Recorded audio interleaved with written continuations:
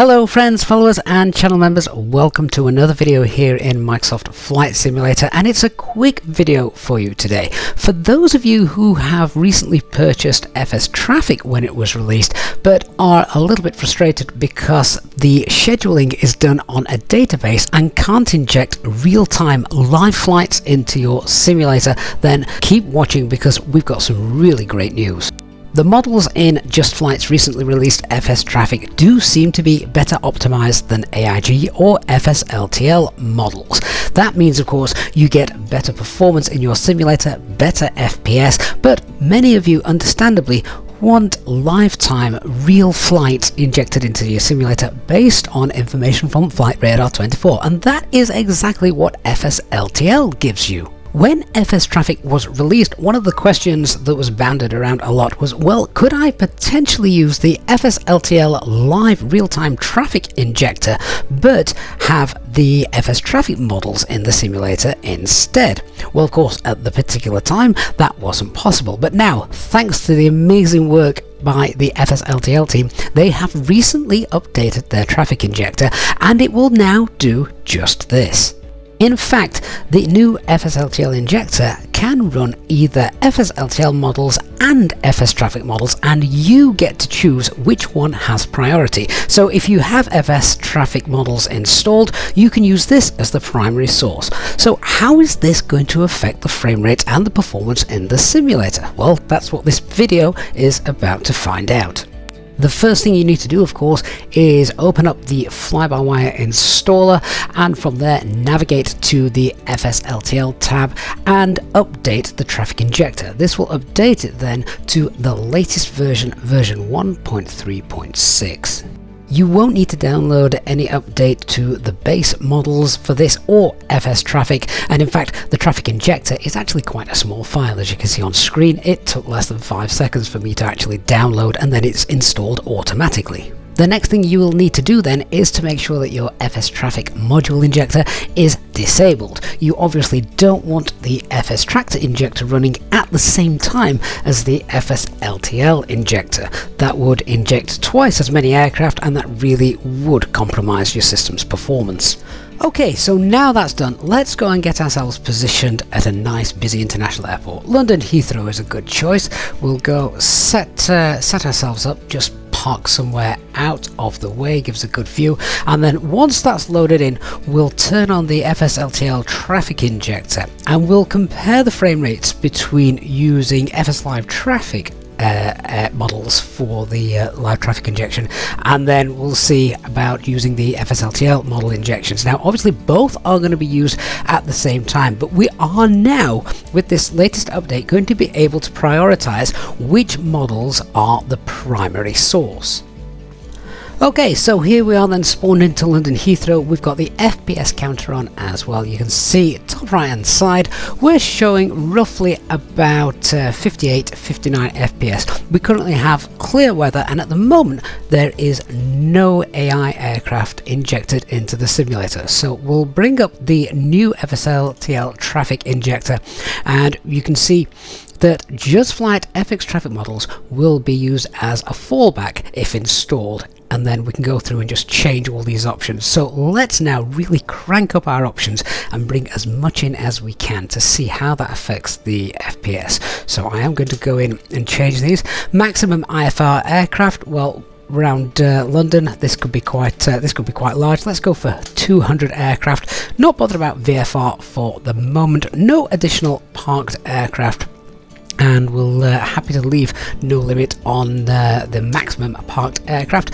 Injection to inject the traffic radius around Heathrow where we are, let's set that to 50 kilometers, and injecting ground aircraft, we'll set that to we'll leave that at 30 kilometers here around Heathrow. Block time removal, yep, 60 seconds. We don't want to worry about the API key for the flight plan database, so we'll select that to no. Disable blank liveries, yep, and disable generic models, yes, we can do that, and prioritize Just Flight in the traffic models. For the moment I'm going to select no. So I'm going to let this load in, and you can see it's populating this. We can just drag this over, and it does an amazing job of bringing all this information in from Flight Radar 24. So you can see already the frame rates have been impacted up at the top.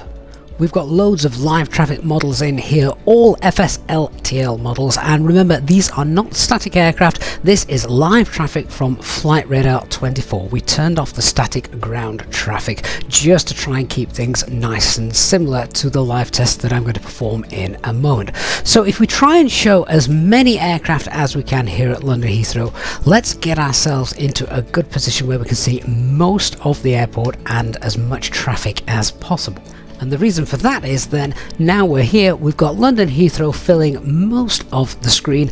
I'm going to disable the traffic injector and then going to relaunch it, but we're going to swap over the model. So instead of FSLTL models, we're going to see the traffic injector using the recently released FSTraffic models to see. And we should have around about the same amount of aircraft all brought in, because we're going to do this straight away. So let me just close this down.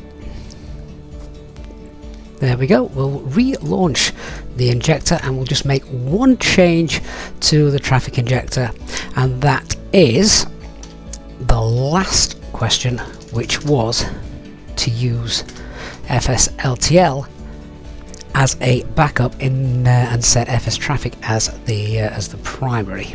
So prioritize just flight's FSTraffic models. This time we're going to go yes. So now, with FSTraffic models being our primary source for the injector, we're showing around about 4 or sometimes 5 better FPS in terms of the performance. Now, of course, this isn't an exact science, but you saw how quickly I got that reloaded in, so in theory we should have the exact same amount of models and aircraft in our airspace that the CPU and the graphics card are working on. So it's as fair a test as we could possibly get. And of course, we're all familiar with now with FSTraffic models. They do look really nice. They are easier on frame rates and performance, and I think that they show obviously with a little bit of dirt and grime compared to the clean line FSLTL models. But if you are an FSTraffic user but want real live traffic, this is the way you can have the best of both worlds.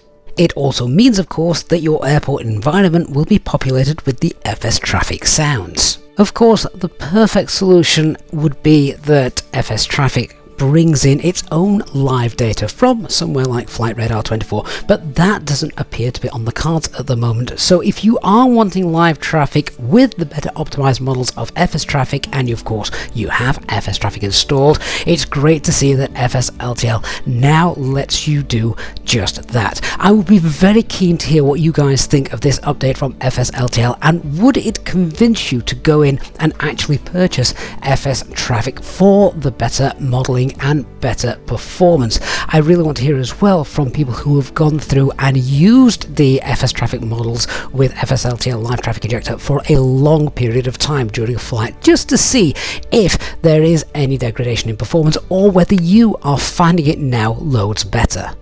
Thank you everyone so much for watching. If you have found this video useful and you enjoyed it, please do hit that like button, and of course if you are new to the channel, don't forget to hit that subscribe button and turn on the notifications bell so you don't miss any future videos or live stream content. Thank you so much. I shall see you all again in the next one. Bye bye for now.